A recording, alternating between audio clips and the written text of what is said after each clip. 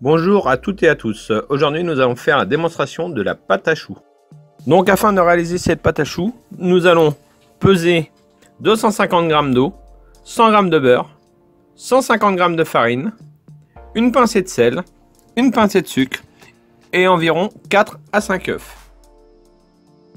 Pour commencer, nous allons mettre donc dans une russe nos 250 ml d'eau et notre beurre. Et nous allons mettre ça à fondre tout doucement. Attention que le mélange ne monte pas à ébullition.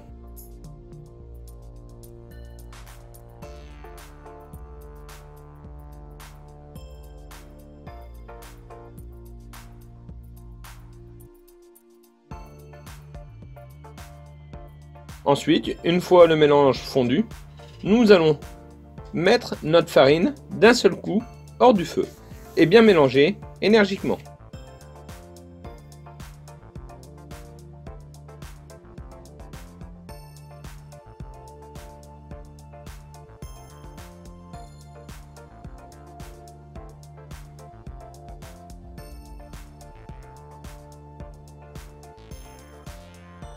Maintenant, nous allons dessécher notre pâte sur le gaz à feu moyen afin d'éviter tout de suite la coloration de notre farine et nous allons faire évaporer l'eau de notre mélange.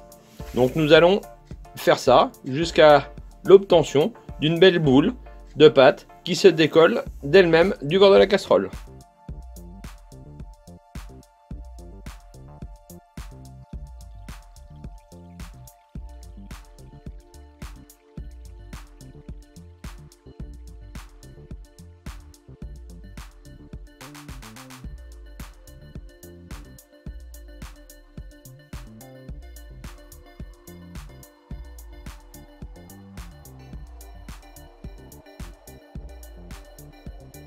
Une fois notre pâte de base bien desséchée, nous allons la réhydrater avec des œufs.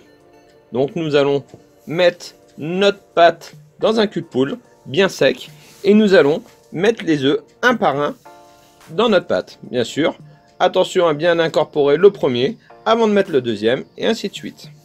Donc nous allons mélanger jusqu'au quatrième œuf.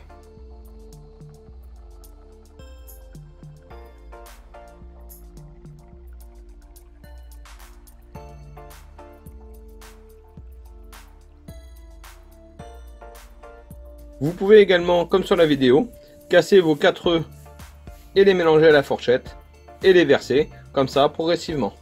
Bien sûr, quand vous allez mélanger vos œufs à votre pâte, bien mélanger énergiquement afin que votre pâte à choux devienne bien brillante.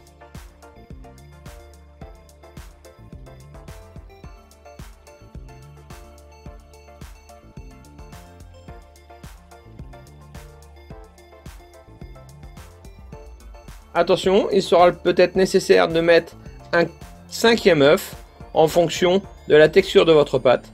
Donc pour cela, on va prendre notre œuf, on va le casser dans un récipient et nous allons le battre à la fourchette afin de pouvoir rendre homogène la quantité de blanc et de jaune. Et nous allons verser notre œuf délicatement, fur et à mesure, afin d'avoir la bonne consistance de notre pâte. Et voilà, notre pâte à choux est maintenant terminée.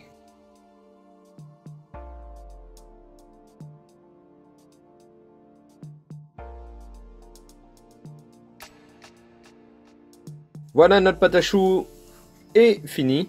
Donc nous pouvons voir un mélange assez homogène. Un mélange également bien brillant. Et une pâte à choux qui arrive à faire un bec d'oiseau quand nous allons lever notre spatule.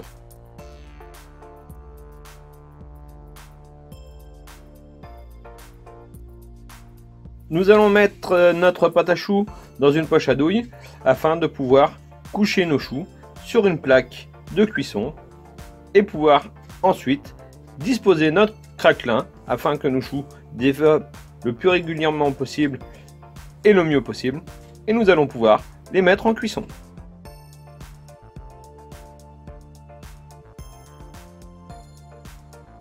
Pour coucher nos choux, nous allons faire ça sur toile de cuisson et nous allons pocher nos choux, donc coucher nos choux en quinconce pour éviter qu'ils se collent à la cuisson.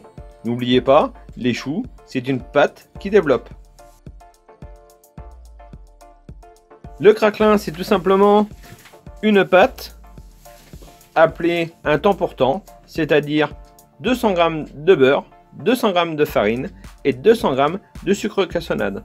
Bien mélangé, abaissé et mis au congélateur afin de pouvoir détailler des ronds à la dimension de nos choux.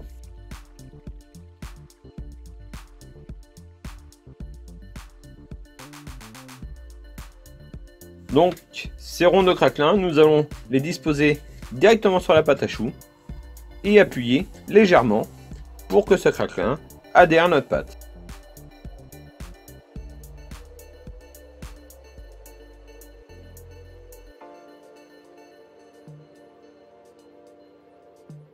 Pour la cuisson de nos choux, nous allons faire préchauffer notre four à 210 degrés.